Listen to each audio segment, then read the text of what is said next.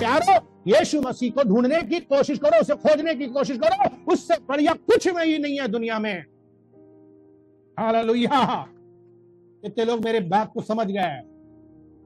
परमेश्वर का धन्यवाद करते हैं इस वचन के लिए। जब परमेश्वर हमसे बातचीत करता है, बाइबल कहती है, पहला इतिहास का 16 अध्याय के 11 पद में जो हमने अभी पढ़ा, उसके चेहरे को लगातार खोजते रहो। जरूरी है कि हम उसके चेहरे को लगातार खोजें। बाइबल कहते हैं याकूब उसका 4 अध्याय और उसके 8 पद में क्या कहता है? याकूब उसके 4 के 8 पद में, परमेश्वर के निकट आओगे तभी वो तुम्हारे निकट आए। तुम आ नहीं रहे हो, तुम किसके निकट आ रहे हो? याकूब 4 अध्याय के 8 पद में किसके पास जा रहे हो? आप वकील के पास जा रहे हो, आप पुलिस के पास जा रहे हो, आप जज के पास जा रहे हो, आप जो है किसी नेता के पास जा रहे हो, आप किसी जुगाड़ के पास जा रहे हो, आप किसी कबाड़ के पास जा रहे हो, आप किसी जो है दीवार के पास जा रहे हो, आप किसी जो है इंसान के पास जा रहे हो, आप किसी जानवर के पास जा रहे हो, आप किसी दुनिया के किसी भी चीज के पास जाने को तैयार हो, लेकिन परमेश्वर के पास जाने के लिए आपके पास टाइम नहीं है। आप बाजार जा रहे हो, आप रिश्तेदार के पास जा रहे हो, आज बारात में जा रहे हो, आज बर्थडे में जा रहे हो, आज एनिवर्सरी में जा रहे हो, आज जो है सामान लेने जा रहे हो, हर समय कुछ ना कुछ करने जा रहे हो। आपके पास में 100 बहाने हैं। फोन करो, कहा यहां जा रहा हूं, वहां जा रहा हूं, ये कर रहा हूं, वो कर रहा हूं। और ज्यादातर लोग जो है, पहले तो देखिए क्या करते थे लोग, सुबह 3 बजे से लेकर 6 बजे तक खूब आराम करते थे, कोई काम नहीं था उनका। और दोपहर में भी 3 बजे से लेकर 6 बजे तक आराम करते थे, सब सो रहे हैं या फिर मौज मस्ती कर रहे हैं या फिर टीवी देख रहे हैं या फिर कुछ ना कुछ अपने काम में लगे हैं जो मजे के हैं। अब सुनिए हमारी बात, जीवन बर्बाद है, दुखी है, परमेश्वर ने रास्ता खोल दिया, बोल दिया डंका बजा के, भाई तुम मुझे खोजो तुम्हें मिलेगा। अब लोगों ने कहा भैया नहीं भैया ऐसा है, हम लोग 6 बजे ड्यूटी जाते हैं, 7 बजे ड्यूटी जाते हैं, स्कूल जाते हैं, कॉलेज जाते हैं। अच्छा दोपहर में हमने कहा ना हम लोग जो है काम करते हैं, और रातों में ना भैया रोटी पकानी पड़ती है, फिर सो जाते हैं। अच्छा भैया, तो हमने कहा कि कौन सा समय दुआ करी जाए? प्रभु से दुआ करी। प्रभु ने कहा सबसे बेस्ट होता है तड़के सुबह उठो, इतने तड़के उठो कि जानवर पक्षी भी ना उठे, उससे पहले उठ जाओ। अच्छा तो फिर ठीक है, 3 बजे रखा गया, बैल पढ़ा गया, बहुत लोग 3 बजे दुआ करते थे। तो प्रभु ने कहा कि हाँ यस ये टाइम बढ़िया, हमने रख दिया। अब फिर उसके बाद में दोपहर में भी हमने कहा कौन सा समय रखें? प्रभु ने कहा वही रखो जो बिल्कुल आराम का समय होता है, जिसमें लोग फ्री रहते, तो हमने वो भी रख दिया। बाइबल में भी हमने पढ़ा, हाँ भैया तीसरे पहर लोग दुआ भी जा रहे हैं। वाह, हमारी जो 12 सितंबर को जो पहली बार हमारी तीसरे पहर की प्रार्थना चालू हुई थी, उसका 1 साल होने जा रहा है। तो हम लोग तीसरी पहर के साथ शुरू किए थे। हमारी सुबह थी, हम तो तड़के सुबह करते थे, यहाँ जाड़े में समय बदल जाता है, हमारा और तड़के अंधेरा हो जाता है, तो हमें तो और टाइम बदल जाता है। यहाँ देश में टाइम बदलता है, हर जगह अलग अलग है, तो हमारा टाइम बदल जाता। तड़के सुबह उठते थे हम, और आप लोगों को दोपहर में उठवाते थे आराम से। तो हमें मालूम है कितनी पीड़ा के साथ हम दुआ करते थे और बर्फ में जाते थे। तो हमने बड़ा दुख के साथ दुआ करी, क्योंकि हमें मालूम था कि हमारा देश, हमारा शहर, हमारा चर्च, हमारा सब पीड़ा और तकलीफ से गुजर रहा है, और उनके पास नुकसान हो रहा है, लाभ है ही नहीं, नुकसान हो रहा है, मिनिस्ट्री में नुकसान हो रहा है, प्रचार कर रहे हैं, प्रचार खराब हो जा रहा है, आत्मा बचा आत्मा खराब हो जा रही है, चर्च बंद हो जा रहे हैं, पास्टर पिट रहे हैं, पास्टर जेल में जा रहे हैं, है ना, कहीं से चंदा ऑफरिंग मिल नहीं रही, भूखे मर रहे हैं। ओहो, हम जागे दुआ करें, खुद चिल्लाए प्रभु के सामने, प्रभु ने हमें भेज दिया, और फिर हमने तीसरी पहर की प्रार्थना चालू करी। और आज की तारीख में प्रभु हमें सब कुछ क्लियर बता दे रहे हैं, लेकिन अब फिर भी बहाना है। 3 बजे से लेकर के 6 बजे तक ना जाने कौन कौन से बहाना उनके पास में है, अब फिर भी आ गए। आमीन। अब फिर दोपहर में भी कोई ना कोई बहाने लगे पड़े। अब आप ये सोचिए, याकूब 4 अध्याय के 8 पद में लिखा है कि तुम मेरे निकट आओगे तब मैं तुम्हारे निकट आऊंगा। सीधी सीधी बात है। तुम रोते हो पैसा नहीं है, तुम रोते हो सुविधा नहीं है, तुम रोते हो कि तुम्हारे पास में कुछ है नहीं। क्यों नहीं? क्यों नहीं है भाई? इसीलिए तो नहीं, बाइबल कहती मांगोगे तभी तो मिलेगा ना, ढूंढो तो पाओगे, खटखटाओ तो। किससे मांग रहे हो तुम? किससे मांग रहे हो? दुआ में मांगना चाहिए, दुआ तो करते नहीं, दुआ तो में तुम दिखते नहीं। दुआ में घंटों घंटों तुम मांगो ना, तो मिल जाए तो कहना अरे तुम्हें कुछ मिले ना मिले, परमेश्वर मिल जाएंगे। अब वो मिल गया तो सब कुछ मिल गया। अरे प्यारो, भजन संहिता 14 अध्याय का 2 पद कोई जन पढ़े। भजन संहिता 14 का 2। परमेश्वर ने स्वर्ग में से मनुष्यों पर दृष्टि की है कि देखे कि कोई बुद्धिमान, कोई परमेश्वर खोजी है या नहीं। यानी कि इसमें क्या लिखा? परमेश्वर ने स्वर्ग में से मनुष्यों पर दृष्टि की कि देखें कि कोई बुद्धिमान है कि जो हर पहर प्रार्थना आंदोलन में जुड़ा हुआ है, जूम में बैठा है, कोई परमेश्वर का जूम में खोज रहा है, पेड़ पे, गूलर के पेड़ पे, ऊपर से दूरबीन, ऊपर से जूम परमेश्वर कर रहे हैं। देखो जूम का मतलब होता है ये ऐसे करना, जो सुराई जैसी लंबी लंबी होती थी ना, ऐसे करके और ऐसे करके देख लेते थे, दूर की चीज पास में ऐसे कर लेते। जब ऐसे करते थे तो दूर की चीज पास में दिख जाती थी। जूम का मतलब यह, इसीलिए जूम बनाया गया, दूर से भी इसमें जुड़ सको। बड़ा भेद वाली चीजें हैं। ये जूम हमारे लिए बनाया गया, याद रखना, दुनिया के लिए बनाया गया हो या नहीं। और हम ये जानते हैं कि हर प्रार्थना आंदोलन के लिए बनाया गया।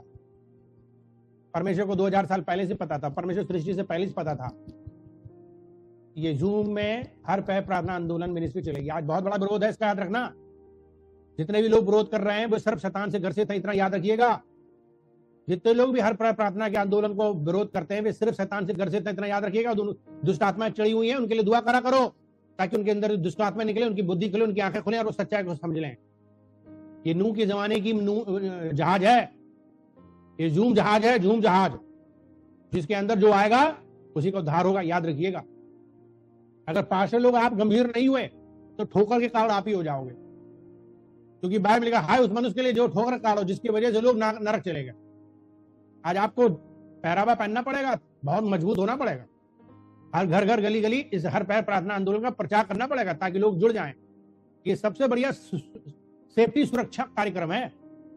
ना भीड़ लगेगी कहीं, ना कोई पुलिस आएगी, ना कोई आपत्ति आएगी। पर एक चीज हम याद आपको बता दे रहे हैं, शैतान नेट बंद नहीं करवा सकता है, शैतान यूट्यूब बंद नहीं करवा सकता है, शैतान जो है वो फेसबुक बंद नहीं करवा सकता है, शैतान जो है वो जूम नहीं बंद करवा सकता है।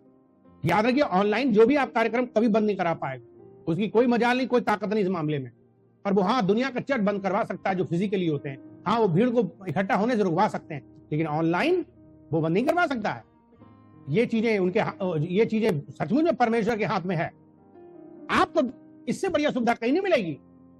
इसलिए आज आपको हकीकत में इस पर बहुत मेहनत करनी है, बहुत ज्यादा आपको जो है इस पर काम करना है। आपको एक वास्तव में इस पे मेहनत करके लोगों को ये संदेश इसका देना है, जिससे इस जूम के माध्यम से लोग देख, क्योंकि परमेश्वर स्वर्ग से देख रहे हैं। पास्टर डैनियल जूम से देख रहे हैं, सबको देखते रहते हैं। हर दिन की प्रार्थना को हर 3 घंटे में देखता हूं, वॉच करता हूं, क्योंकि हम ही तो ऑपरेट कर रहे हैं ना कार्यक्रम। आमीन। हमसे किसी ने बोला कि भैया आपका सेक्रेटरी कौन है? मैंने कहा पास्टर डैनियल। ऑपरेटर कौन है? Pastor Daniel. गाना कौन गाता है? Pastor Daniel. प्रचार कौन करता है? Pastor Daniel.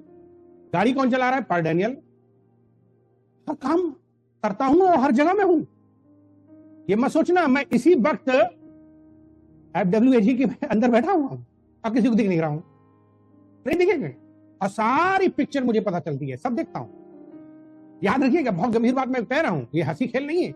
लोग इसको जो है खराब बात समझो, तुम पगलाओ, पर मुझे तो सच्चाई पता है ना कि मेरी आंखें कहां है। मेरे पिताजी हमेशा बचपन में कहते थे, बेटा तुम 4 आंखें और 4 कान करके रखा करो। हमेशा उन्होंने मुझे सिखाया बचपन में, 4 आंखें 4 कान। तो याद रखिए, मेरी 4 आंखें हैं और 4 कान, तो इसका फायदा मुझे मिलता है और पवित्र आत्मा ही मेरी मदद करता है। उसकी सामर्थ्य में मैं सब कुछ कर सकता हूं। भाभी कहती है परमेश्वर ढूंढ रहे हैं, वो खोज रहे हैं, वो देख रहे हैं। एक्चुअली वो दूरबीन लगा रहे हैं, वो जूम लगा रहे हैं, स्वर्ग से देख रहे हैं कौन परमेश्वर को ढूंढ रहा है। और जो कोई जूम में देखे ढूंढ रहेगा वो बुद्धिमान है। मैं अपने प्रार्थना योद्धाओं को बुद्धिमान प्रार्थना योद्धा बोलूंगा। जो लोग इसमें जुड़ेंगे उनका नाम टाइटल रहेगा बुद्धिमान। जो बुद्धिमान है वही स्वर्ग जाएगा, वही दूल्हे के साथ जाएगा। जाएगा नहीं जाएगा बताओ? मूर्ख गई या बुद्धिमान गई? बाइबल पढ़ी आपने? रेडी है? मत्ती 25 अध्याय में लिखा हुआ है। कौन गया था स्वर्ग में? कौन गया था दूल्हा के साथ? कौन जाएगा स्वर्ग में, मूर्ख या बुद्धिमान? बता दो मुझे। हम लोग क्या सोच रहे हैं? बाइबल में लिखा कि परमेश्वर जगत के मूर्खों तुच्छों को चुना है, तो मूर्ख और तुच्छ ही रहेंगे। ऐसा तो नहीं लिखा है बाइबल में, झूठ बोला है। आप झूठ बोल रहे हो, गलत बोल रहे हो, वचन का तोड़फोड़ कर रहे हो। लिखा है साफ साफ, तुमको मूर्खों तुच्छों निकम्मों को चुना, बदल दिया, स्मार्ट बना दिया, बुद्धिमान बना दिया, ताकि तुम दुनिया के जो बुद्धिमान है उनको जाकर के सिखाओ, सबक सिखाओ। भले चाहे कुछ भी हो, पर परमेश्वर ने अपने पास बुलाया तो मुझे बुद्धिमान बना दिया। देखो आज की विशेष सभा में प्रचार मेरा बहुत लंबा खत्म नहीं होने वाला, क्योंकि जब मैं प्रचार करता हूं तो प्रचार में बहुत सी चीजें निकाल के देता हूं। ऑपरेशन पूरा कर देता हूं एक ही पद का। एक पद पे मैं 3 घंटे बोल सकता हूं, लेकिन मैं सोचता हूं कि कई पद दिखाऊं ताकि लोगों को मालूम चले कि भैया पास्टर डैनियल बहुत पद जानते हैं। लेकिन बहुत से लोगों को लगता है कोई पद ही नहीं बोला, तरह तरह की आलोचना होती है। लेकिन मैं इस आलोचना की चिंता नहीं करता। मैं आप लोगों को आलोचना की भी तारीफ करता हूं, क्योंकि इससे आपके सवाल पैदा होते हैं तो मुझे उत्तर देने में मजा आता है। तो कहने का मतलब क्या है कि परमेश्वर स्वर्ग से क्या कर रहे हैं? परमेश्वर स्वर्ग से देख आ जाओ। कितने लोग चाहते हैं कि परमेश्वर मुझे सचमुच में देखें और मैं बुद्धिमान बनूं, मैं प्रार्थना करने वाला बनूं। भजन संहिता उसके 105 अध्याय के 4 पद में क्या लिखा है? भजन संहिता 105 का 4, यहोवा और उसकी सामर्थ को खोजो, उसके दर्शन के लगातार खोजी बने रहो। तो आपने देखा, लगातार बार बार परमेश्वर की उपस्थिति के बारे में बात कर रही है, परमेश्वर खोजने की बारे में बात कर रही है। हम जितना खोजेंगे कभी भी थकेंगे नहीं। बाइबल में लिखा है जवान थक जाएंगे, तरुण थक जाएंगे, पर जो यहोवा की बाट जोते हैं आपको आराम मिलेगा। मेंटली, शारीरिक, आत्मिक, हर तरह से आपको विश्राम मिलेगा। 33 अध्याय के 14 पद में वो क्या कहता है? निर्गमन 33 का 14 पद में कहता है, यहोवा ने कहा मैं आप चलूंगा और तुझे विश्राम दूंगा। जब परमेश्वर मेरे साथ चलेंगे तब मुझे आराम मिलेगा। कहां से? खर्चों से आराम। बहुत से लोग खर्चों से टायर्ड हैं, थक जाते हैं, परिवार के खर्चे होते हैं। लोग तो अपने ही बीवी के और अपने बच्चे के खर्चे से परेशान है। माता पिता और भाई बहन के खर्चा कहां उड़ पाएगा? उसमें तो हवा खराब हो जाएगी उनकी, और पड़ोसियों की और रिश्तेदारों की तो खत्म बिल्कुल ही नहीं कर पाएंगे। कभी अपने घर में नहीं बुलाएंगे, आओ मेरे घर आओ, 3-4 दिन रुको, खाना खाओ, डर के मारे परेशान हो जाएंगे। किसी को अपने घर में, बहुत से लोग अपने घर में नहीं बुलाते किसी मेहमान को, पास्टरों को भी नहीं बुलाते, क्योंकि वो उनके ऊपर इतना बड़ा बोझ हो जाएगा कि परेशान हो जाएंगे। बहुत मुश्किलें हैं आजकल। मेहमानदारी कहाँ होती? पुराने जमाने देख लो, मेहमानदारी होती थी, 1-1 हफ्ता मेहमान रहता था, 10-10 दिन रहते थे, अब बड़ा मजा आता था वो समय था। और आज के समय में तो बिल्कुल कहानी खराब हो गई। आदमी कभी नहीं बात करना चाहता है। कोई आ जाए गलती से मेरे घर में, घर बंद रहते हैं, ताले लगे रहते हैं, कभी घर में चले जाओ तो बंद रहता है, खटखटा दे रहा हो, कुत्ता भौंकता केवल। ऐसी समस्याएं हैं। तो कहने मतलब परेशान है वो। उनके पास में 1 कप चाय पिलाने के लिए उनकी हवा खराब होती है। एक पानी की बोतल की, कोई बिस्लरी बोतल खरीदवा दे, माया प्राण निकलते हैं। क्यों ऐसा करते हो? क्यों आपकी प्रॉब्लम है? थक क्यों जाते हो खर्चे से? क्योंकि परमेश्वर साथ नहीं। नंबर 2, परमेश्वर की उपस्थिति दर्शाती है कि हमने उसका अनुग्रह पाया है। अगर परमेश्वर की उपस्थिति है तो समझ लो हमने अनुग्रह बटोरा है। 16 पद में क्या लिखा? 33 का 16, या कैसे जाना जाए कि तेरे अनुग्रह की दृष्टि मुझ पर है और अपनी प्रजा पर है? क्या इससे नहीं कि तू हमारे संग संग चले, जिससे मैं और तेरी प्रजा के लोग पृथ्वी भर के सब लोगों से अलग ठहरे। आमीन। जब परमेश्वर का अनुग्रह हमारे ऊपर होगा तब इससे पता चलेगा कि परमेश्वर हमारे संग है। आमीन। या परमेश्वर अगर हमारे संग है तो अनुग्रह हमारे ऊपर रहेगा, जिससे तेरी प्रजा के लोग, जिससे मैं और तेरी प्रजा के लोग पृथ्वी पर के सब लोगों से अलग ठहरे। आपका जीवन अलग होगा, याद रखना। आपका जीवन बिजनेसमैन से भी अलग होगा, एक नौकरी वाले से भी अलग होगा। अलग जिएंगे आप। ये बड़ी आपको बात समझनी पड़ेगी। अगर परमेश्वर का हाथ मेरे ऊपर हो, उसका साथ मेरे साथ हो, मैं अलग दिखूंगा। मेरी चाल दिखेगी अलग, मेरे काम दिखेंगे, मेरी पहचान अलग दिखेगी, मेरी बातें अलग दिखेंगी, मेरी बोली अलग दिखाई देगी, मेरा रूप अलग दिखाई देगा, मेरी सोच अलग दिखाई देगी, मेरे काम अलग दिखाई देंगे, मेरे धन अलग दिखाई देगा, मेरा सब कुछ अलग दिखाई देगा, मेरी गाड़ी अलग दिखाई देगी।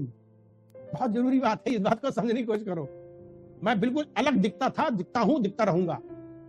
मैं बड़ाई नहीं करना चाहता इस मामले में, तारीफ नहीं करना चाहता, खुदा जानता है और आप जानते हो। केवल एक ही कारण है कि मैंने बचपन से लेकर अब तक परमेश्वर की उपस्थिति खोजने की कोशिश की, उसे ढूंढने की कोशिश की, उसे लग के काम करने की कोशिश करी।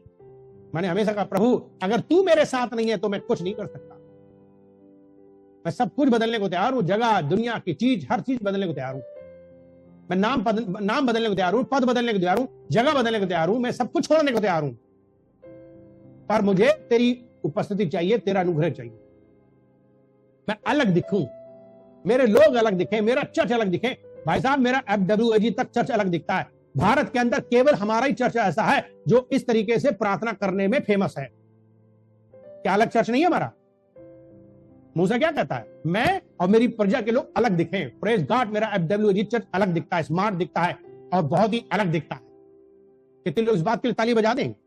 जितने भी मेरे साथ मिशनरी पास्टर भी लोग जुड़े हुए हैं, जो लोग भी मेरी अधीनता में काम करते हैं, वो लोग भी अलग दिखेंगे और अलग दिख रहे हैं। उनकी मिनिस्ट्री अलग दिख रही है, उनके काम अलग दिख रहे हैं, गारंटी देते हैं। अगर परमेश्वर हमारे साथ है और हमारी सचमुच उसका अनुग्रह है तो हम अलग दिखेंगे। हम मांगने वाले नहीं बनेंगे, देने वाले बनेंगे। परमेश्वर का धन्यवाद करने की FWAG कभी मांगता नहीं, दिया है उसने, हमेशा देने वाला बना है चर्च, ये देने वाला बना है चर्च। पर हम इसकी तारीफ करते हैं, अपने एजी में देते हैं, पास्टरों को देते हैं, हम हमेशा देते चले आए हैं, हमने दिया है। परमेश्वर की उपस्थिति दर्शाती है कि हमने उस अनुग्रह पाया है। नंबर 3, परमेश्वर की उपस्थिति हमें दूसरों से अलग करती है, जो हमने आपको अभी बताया। आमीन। नंबर 4, परमेश्वर की उपस्थिति उसकी महिमा की इच्छा पैदा करती है। परमेश्वर की उपस्थिति उसकी महिमा की इच्छा पैदा करती है। 18 पद में क्या लिखा? 18 पद में क्या लिखा? 33 के 18 पद में, जब हम प्रार्थना और उनके वचनों पर ध्यान देते हैं, उनके माध्यम से परमेश्वर की उपस्थिति का अनुभव करते हैं, तो ये उनकी महिमा देखने की इच्छा हमारे अंदर पैदा होती है। ये इच्छा हमें प्रभु को और अधिक खोजने की ओर ले जाती है और हमें परमेश्वर की छवि में बदल देती है। कितने लोग पढ़ सकते हैं 18 पद? मूसा ने कहा, मुझे अपना तेज दिखा दे। क्या दिखा? क्या तेज दिखा? तेज प्रभु बहुत जरूरी है, इस बात को समझो। जब परमेश्वर की उपस्थिति आती है तो उसका तेज आता है, उसकी महिमा आती है, बड़े बड़े काम होते हैं, जलवे होते हैं। एक गाना नहीं गाते, जलवा दिखा दे नासरी, अब तो तेरे हवाले, जलवा दिखा दे नासरी। एक गाना और है, जलवा ये हकीकत है, जलवा ये हकीकत है, जलवा ये हकीकत है। बड़ा पुराना कवाली है, मुझे याद आ गई, गाऊंगा कभी। प्यार, परमेश्वर की उपस्थिति में जलवे होते हैं। हमारी जिंदगी जलवा होनी चाहिए, जलेबी वाली नहीं। कुछ लोग जलेबी खा के बड़ा खुश हैं, हमने बहुत जलेबी खिलाई, कोई फायदा निकला, टेढ़े मेढ़े हो गए। वो जितनी जलेबी खाओगे उतने टेढ़े मेढ़े रहोगे, कोई फायदा नहीं होता, उससे नुकसान ही होता है। जलेबी तभी अच्छी रहेगी जब जलवा हो, तब आप जलेबी नहीं जलेबा खिलाओ। जलेबी से बहुत बढ़िया चीज होती है जलेबा। आप जलेबा के चक्कर में पड़ो, और ये तभी पॉसिबल है जब जलवा होगा। ये जलवा कैसे होगा? परमेश्वर के बिना नहीं होगा। उसकी उपस्थिति में आओ, उसके अनुग्रह में चलो, रात दिन उसे मिलकर चलो, लपट के चलो। नहीं जाऊंगा प्रभु जब तक तू ना मिले, पुलपिट पे नहीं चलूंगा जब तक तू मेरे साथ ना रहे। घंटों घंटों समय तो बिताए नहीं, कहां मिलेगा प्रभु तुम्हें? वो तभी मिलेगा प्यारो जब तुम उसे खोजोगे। नंबर 5, परमेश्वर की उपस्थिति सफलता की गारंटी देता है। परमेश्वर की उपस्थिति सफलता की गारंटी देता है। यीशु ने सफलता का अनुभव किया या नहीं किया? क्योंकि परमेश्वर उसके साथ था। बाइबल कहती है, अगर आप बाइबल किताब पढ़ोगे, उत्पत्ति उसका 39 अध्याय, उसके 2 से 3 पद पढ़ोगे, 21 पद पढ़ोगे प्यारो, लिखा हुआ है कि परमेश्वर ने उसे सफलता दी क्योंकि परमेश्वर उसके साथ साथ रहता था। उसकी परिस्थितियां आसान नहीं थी। उसके घर वाले विरोध करते थे, उसके भाइयों ने उसे मारा पीटा, गड्ढे में फेंक दिया, उसके भाइयों ने उसे बेच डाला, उसके भाइयों ने उसे नौकर बना डाला, पर परमेश्वर उसके साथ था। कहती कि उसे दोषी बना दिया गया, उसे औरत ने, पोतीफर की पत्नी ने फंसा दिया, उसे बदनाम कर दिया, उस पर झूठे आरोप लगाए। वो उसी का नौकर था, वो उसी के घर में काम करता था। बाइबल कहती है उस पर लाली झलकती थी, वो बहुत ही अट्रैक्शन था। ये बहुत नेचुरल है कि अट्रैक्शन पर हर आदमी गिर सकता है, और जब उसकी इच्छा पूरी नहीं होगी तो खिसिया सकता है, वो दोष लगा सकता है, बदनाम कर सकता है, कलेश मचा सकता है। ये जिंदगी का बहुत कड़वी सच्चाई है, इसको एक्सेप्ट करिएगा। यीशु की जिंदगी की सिचुएशन किसी के साथ भी हो सकती है, मेरे साथ भी हो सकती है, लेकिन बात कहती है उसे फिर भी सफलता मिली। गारंटी है क्योंकि परमेश्वर उसके साथ था। जेल में डाला गया, जेल में तक डाल दिया गया बंदा, और बाइबल कहती वो उसके संग था, उसके ऊपर करुणा थी। जीवन ऐसा होना चाहिए, चाहे घर वाले विरोध करे, चाहे माता पिता विरोध करे, चाहे परिवार के लोग विरोध करे, जमाना विरोध करे, कोई भी विरोध करे, तिनका भी जब ना दे सहारा, तिनका भी जब ना दे सहारा, तब क्या करो? तुम उसको याद कर लेना। जीवन जब उलझ जाए,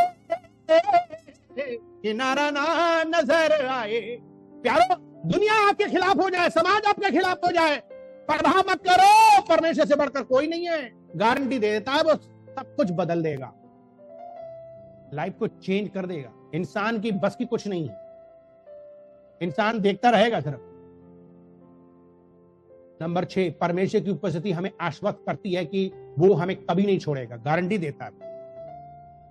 कितनी बढ़िया बात है, वो मेरे संग संग रहेगा, वो कभी नहीं छोड़ेगा। ये परमेश्वर की उपस्थिति में पॉसिबल है। यहोशू से कहा गया था, अफकोर्स 41 अध्याय 10 पद में यशायाह कहता है, मत डर क्योंकि मैं तेरे संग हूं, मैं तुझे दृढ़ करूंगा, मैं तुझे मजबूत करूंगा, मैं तेरी सहायता करूंगा। कितनी बढ़िया बात है कि परमेश्वर मेरी सहायता करने को तैयार है। क्या आप परमेश्वर को जानते हो? क्या मानते हो? क्या विश्वास करते हो? क्या उसके संग रहते हो? क्या वो आपके संग रहता है? वो वायदा करता है कभी छोड़ेगा नहीं, कभी त्यागेगा नहीं। जैसे यहोशू का 1 अध्याय के 5 पद में उसने वायदा किया। यहोशू का 1 अध्याय के 5 पद। परमेश्वर हमारी उपस्थिति, यानी कि परमेश्वर की उपस्थिति भय और निराशा को दूर कर देती है। क्या कर देती है?